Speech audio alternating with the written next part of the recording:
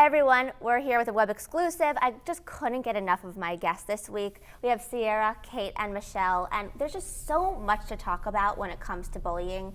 And I feel like one of the biggest epidemics that we didn't get to touch on in the show because it goes by so fast is really cyberbullying and how social media has been able to influence how you are bullied at home versus just being in school. So you go home from school and then you can still deal with the problem of being bullied. And Kate, you were really a victim of cyberbullying. Mm-hmm. Take us back to your experience and how you were able to cope with it and push through it. It was hard because I would come home and I would get this message, ping, go kill yourself.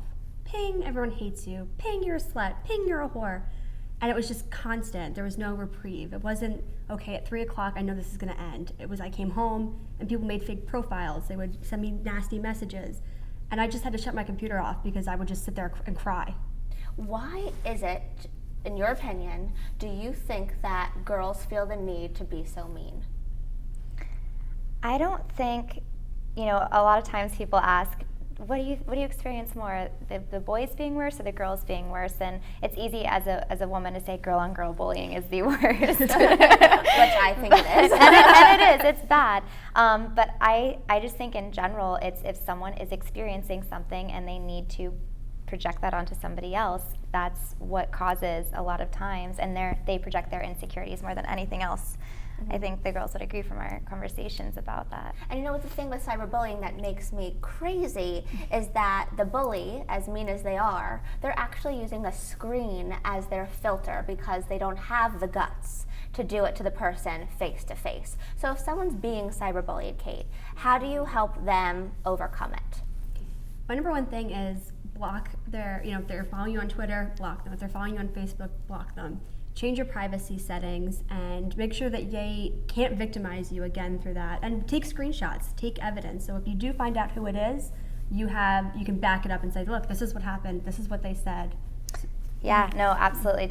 Telling someone about what's going on is so important, and I feel like a lot of times because things are happening outside of school, students feel like they can't say anything, but it's so important to let someone know, and also to use it as a positive platform and to deflect the bullying by doing something positive, like making your own type of web series, or you're talking about something good, or writing an inspirational quote. It could be simple things like that. Absolutely. There's such a positive and negative effect to cyberbullying, and it's all about how you choose to use it. Now, Michelle, when you were experiencing bullying in high school, especially that locker room situation that you were telling us on the show, did you think to go to a teacher, go to the principal, or did you really think that would make the situation worse? Part of me wanted to, but part of me was embarrassed to, because I didn't want to openly talk about why they were bullying me. So I, a lot of the times, kept it in. And the people that I would tell would be my parents and my close friends, but I never went to anybody at school, no guidance counselor, no teacher. And one of the things that I always think about, because I was a victim, but I was also that person like you call the upstander, and never liked to see somebody else get picked on. And I, with my big mouth, I would say, this is really not okay. And I was even more of a target because I was sticking up for somebody else. So it's a double-edged sword. How do you pick and choose your own battles? Maybe you're not a victim of bullying, but you choose to stand up for the person.